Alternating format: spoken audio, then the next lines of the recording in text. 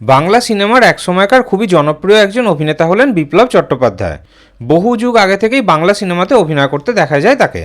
আগেকার যুগে অনেক সিনেমাতেই খল চরিত্রে অভিনয় করেছিলেন তিনি।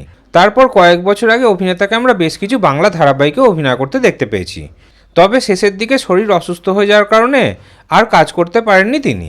বিপ্লব চট্টোপাধ্যায় বরাবরই তার তুখর অভিনয়ের মাধ্যমে দর্শকদের মন জয় করেছিলেন। সেই বিপ্লব চট্টোপাধ্যায়কে নিয়ে এবার একটা খারাপ খবর সামনে এলো। সম্প্রতি একটি অ্যাওয়ার্ড শোতে গেছিলেন অভিনেতা। তার শরীর এতটাই অসুস্থ ছিল যে তাকে হুইল চেয়ারে করে নিয়ে যেতে হয়েছিল। তাকে জিজ্ঞাসা করা হয়েছিল তার শরীর কেমন আছে। সেই প্রশ্নের উত্তরে তিনি জানিয়েছিলেন, শরীর তার ঠিক আছে, কিন্তু পায়ের অবস্থা খুবই খারাপ। ডাক্তারের ভুল চিকিৎসার জন্য তার পায়ের এই অবস্থা হয়েছে। তিনি রেগে গিয়ে এটাও বলেন যে ডাক্তারকে একটা পুরস্কার দেওয়া উচিত ছিল। তার অ্যাওয়ার্ড শোতে আসার মতো অবস্থাই ছিল না, কিন্তু খুব ভালো ব্যবস্থা করে আনা হয়েছে বলে তিনি আসতে পেরেছিলেন। আমরা সবাই কামনা করি যে অভিনেতার যেন পায়ের ট্রিটমেন্ট ঠিকঠাক হয়, অভিনেতা যেন তাড়াতাড়ি সুস্থ হয়ে ওঠেন।